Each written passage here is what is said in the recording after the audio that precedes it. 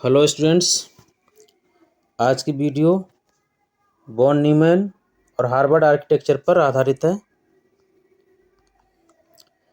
आज की वीडियो में वॉन न्यूमैन और हार्वर्ड आर्किटेक्चर में मेन डिफरेंस जानेंगे। तो शुरू करते हैं आज की वीडियो कि इनमें मुख्य अंतर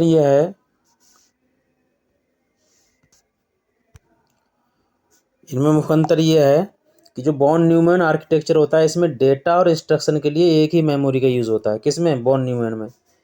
और इसलिए इसकी स्पीड क्या है? स्लो होती है।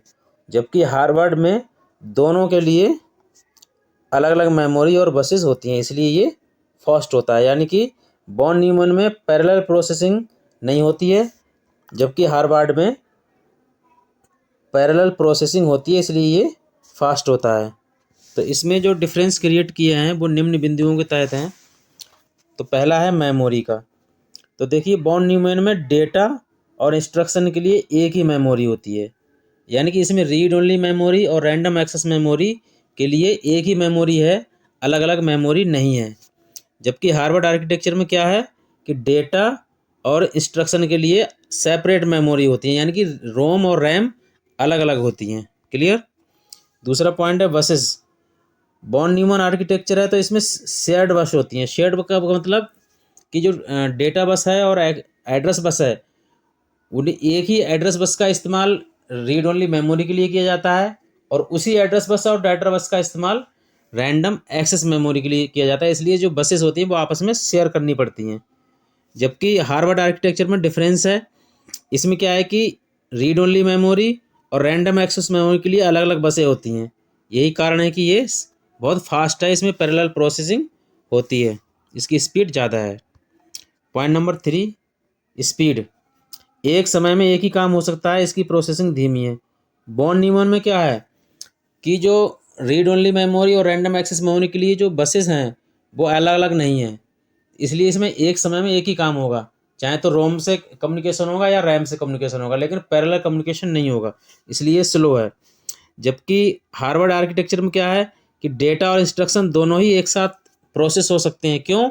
क्योंकि इसमें डेटा बस, एड्रेस बस और कंट्रोल बस सबके लिए सेपरेट है, यानी कि इसमें पैरेलल प्रोसेसिंग हो सकती है, इसलिए इसकी स्पीड ज़्यादा है। जट कॉम्प्लेक्सिटी। वॉन न्यूमैन में क्या है, इसका सिंपल डिज़ाइन है। सिंपल डिज़ाइन क्यों है? क्योंकि एक ही मेमोरी है और उसमें जो एक ही बस है, इसलिए सिंपल है। जबकि हार्वर्ड में क्या है कि इसका डिज़ाइन कॉम्प्लेक्स है। इसका डिज़ाइन कॉम्प्लेक्स क्यों है? क्योंकि इसमें मेमोरी, रीड ओनली मेमोरी और रैंडम एक्सेस मेमोरी अलग अलग है और सबकी अलग अलग अपनी अपनी कंट्रोल बस हैं, इसलिए इसका डिज़ाइन क्या है? कॉम्प्लेक्स है, जटिल है। अगला क्या है? ये सस्ता है। कौन सा? Von Neumann. वॉन न्यूमैन क्या है? सस्ता है। क्यों सस्ता है? क्योंकि इसमें मेमोरी चिप कम यूज़ हो रही है और एड्रेस बस भी कम यूज़ हो रही हैं, अलग अलग एड्रेस बस यूज़ नहीं हो रही हैं। जबकि जो हार्डवेयर आर्किटेक्चर है ये एक्सपेंसिव है, ये महंगा है। क्यों? किसी भी इंस्ट्रूमेंट की महंगाई, वो कॉस्ट क्यों बढ़ती है? क्योंकि जैसे जैसे उसका हार्डवेयर बढ़ेगा वैसे वैसे उसकी कॉस्ट बढ़ेगी। तो देखिए, जो हार्डवेयर आर्किटेक्चर है इसमें अलग अलग मेमोरी है, अलग अलग इसकी एड्रेस बसेस हैं, डेटा बसेस हैं, कंट्रोल बस हैं, तो उससे क्या है, ये हार्डवेयर बढ़ रहा है, तो इसलिए इसकी कॉस्ट बढ़ रही है, इसलिए ये कॉस्टली है। अब इनके यूज़ देखिए। वॉन न्यूमैन आर्किटेक्चर कहाँ यूज़ होता है? पर्सनल कंप्यूटर में, पीसी में, लैपटॉप में। या आप जो कंप्यूटर यूज़ कर रहे हैं, पर्सनल कंप्यूटर है या लैपटॉप, उसमें कौन सा आर्किटेक्चर है? Von Neumann. यानी कि उसमें जो मेमोरी और मेमोरी, रीड ओनली मेमोरी और रैंडम एक्सेस मेमोरी, दोनों प्रकार की मेमोरी के लिए एक ही जगह दी हुई है। जबकि जो हार्वर्ड आर्किटेक्चर है इसमें क्या है, इसमें मेमोरी सेपरेट है, रोम अलग है और रैम अलग है। क्लियर? तो इसका इस्तेमाल कहाँ कहाँ हो रहा है? माइक्रो कंट्रोलर में और सिग्नल प्रोसेसर में। अब देखिए, अगला लास्ट है इसमें बोटल नेक। वॉन न्यूमैन जो आर्किटेक्चर है इसमें बोटल नेक की प्रॉब्लम है, जबकि हार्वर्ड आर्किटेक्चर में बोटल नेक की प्रॉब्लम नहीं है। बोटल नेक का मतलब क्या है? बोटल नेक का मतलब है कि वही प्रोसेसिंग से है। क्योंकि जो वॉन न्यूमैन आर्किटेक्चर है इसमें जो बसेस हैं वो शेयर्ड हो रही हैं, यानी कि रोम के लिए जो बस यूज़ हो रही है, रैम के लिए अलग बस नहीं है। जब रोम अपना काम कंप्लीट कर लेगी, अपना कम्युनिकेशन कंप्लीट करेगी, तो वो अपना कंट्रोल हटा लेगी। उसके बाद वो जो बसेस हैं वो नेक्स्ट मेमोरी में यूज़ होंगी, तो इसलिए इसमें बोटल नेक की प्रॉब्लम है। जबकि इसमें बोटल नेक की प्रॉब्लम नहीं है। क्यों? क्योंकि इसमें सबकी अपनी अपनी सेपरेट बसेस हैं, सेपरेट कंट्रोल हैं, तो इसमें पैरेलल प्रोसेसिंग हो रही है, इसलिए इसमें बोटल नेक की प्रॉब्लम नहीं आती है। क्लियर?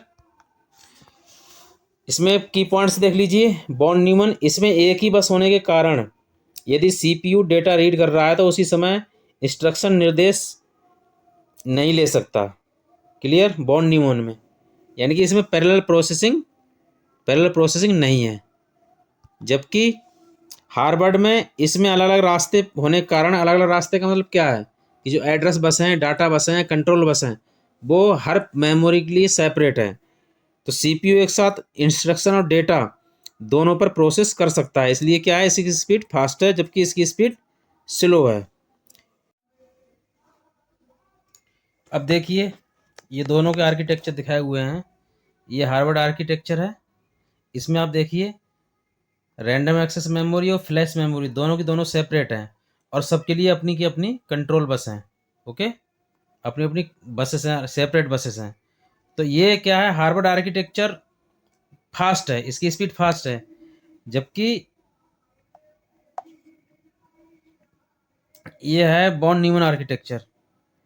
बॉन न्यूमन आर्किटेक्चर में क्या है कि दोनों की दोनों मेमोरी एक ही जगह पर है, तो उनके लिए सेम डेटा बस है और सेम एड्रेस बस है। यानी कि अगर फ्लैश मेमोरी से कम्युनिकेशन होगा तो ये दोनों बस इस फ्लैश मेमोरी के कंट्रोल में चली जाएंगी, जबकि रैम के कंट्रोल में कोई नहीं रहेगी। और जब ये रैम से कम्युनिकेशन होगा तो ये दोनों बसेस क्या होंगी, ये दोनों बसेस रैम के कंट्रोल में आ जाएंगी। उस समय फ्लैश मेमोरी से कोई मतलब नहीं रहेगा। तो इसमें क्या है कि इसमें पैरेलल प्रोसेसिंग नहीं है। बॉन न्यूमन आर्किटेक्चर में पैरेलल प्रोसेसिंग नहीं है, इसलिए इसकी स्पीड कम है। क्यों कम है? क्योंकि ये जो बसेस हैं, ये वाली, ये आपस में शेयर होती हैं।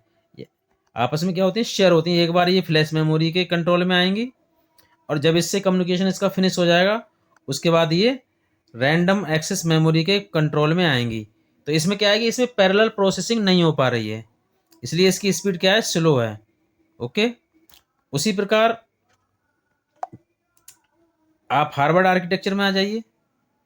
इसमें क्या है, इसमें पैरेलल प्रोसेसिंग है, यानी कि इससे भी उसी टाइम पे कम्युनिकेशन हो रहा है सीपीयू का और इससे भी उसी टाइम पे, यानी कि इसमें पैरेलल प्रोसेसिंग है, इसलिए इसकी स्पीड क्या है, फास्ट है। ओके, तो इस तरह से ये हार्वर्ड आर्किटेक्चर और बॉन न्यूमन आर्किटेक्चर में डिफरेंस है और इसको डायग्राम की हेल्प से भी देखा जा सकता है। बहुत ही आसानी से इन्होंने समझाया हुआ है और बहुत ही अच्छा चित्रण किया है।